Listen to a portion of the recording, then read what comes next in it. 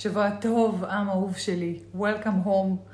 אני כל כך מתרגשת עם כולם, על כל מי ששבו הביתה. ובפרט, אין מתרגשת ממני על חזרתו של אוהד בן קרן, בן 9, שהתאחד עם משפחתו.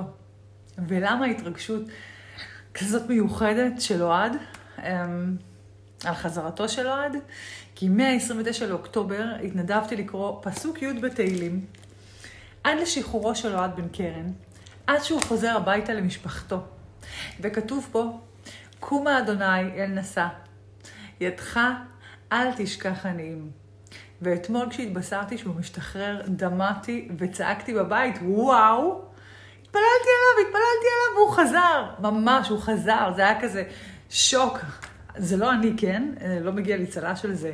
אני כמו כולנו רק שליחה של בורא עולם, ומתפללת יחד עם המון נשים מדהימות, אבל אתם מבינים למה ההתרגשות שלי הייתה כפולה ומכופלת? עם אהוב שלי, תפילות תמיד עוזרות, ונמשיך להתפלל כולנו להשבת כולם, ואנחנו מחכים לכולכם פה בבית, לכולכם.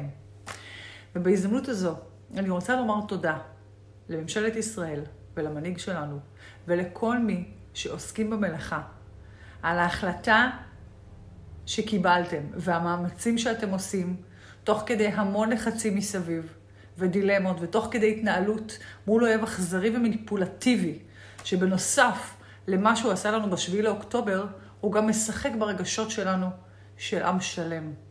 ועליכם להמשיך לטפל בו עד הסוף, בד בבד, להשבת כל החטופים ולהצלת חיי אדם.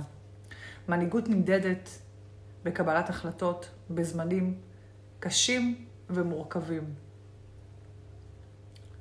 וכל המציל נפש אחת בישראל, כאילו הציל עולם ומלואו, ושבו בנים לגבולם. מחכים לכולכם בבית עם חיבוק, בשורות טובות, שבוע טוב, עם ישראל חי.